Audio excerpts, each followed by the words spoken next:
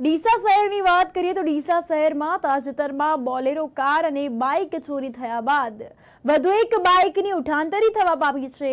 વાત કરીએ ડીસા શહેરની તો ડીસા શહેરમાં જાહેરમાં સીસીટીવીના અભાવે વાહન ચોર ટોળકી સક્રિય બની છે।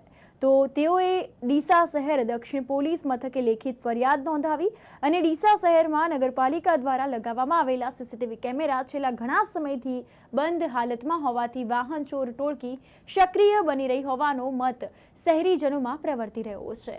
તો ત્યારે આ બંધ સીસીટીવી કેમેરા ફરી ચાલુ કરાવવામાં આવે તેવી જરૂરી માંગ ઉઠવા પામી છે। ડીસામાં 2 દિવસ અગાઉ ગાયત્રી મંદિર પાસેથી બોલેરો કાર તેમજ 3 હનુમાન મંદિર પાસેથી બાઇકની ચોરી થયાના બનાવ બન્યા હતા। આ બાદ શહેરના પશુ બજાર નાસ્તા હાઉસમાંથી વાત કરીએ તો નાસ્તા હાઉસમાંથી વધુ એક બાઇકની ચોરી થઈ છે, જેમાં પશુ બજાર વિસ્તારમાં નાસ્તાની લારી ધરાવતા સુનિલ કુમાર ઉર્ફે સોનુ વિજયકુમાર સોનકર, જેઓ કૃષ્ણા વિલા સોસાયટી ડીસા રહે છે અને પોતાનું બાઇક નાસ્તાની લારીને આગળ મૂકેલું હતું અને ત્યારે કોઈ શખ્સ તેઓની નજર ચૂકી બાઇક ઉઠાંતરી કરી ગયો હતો।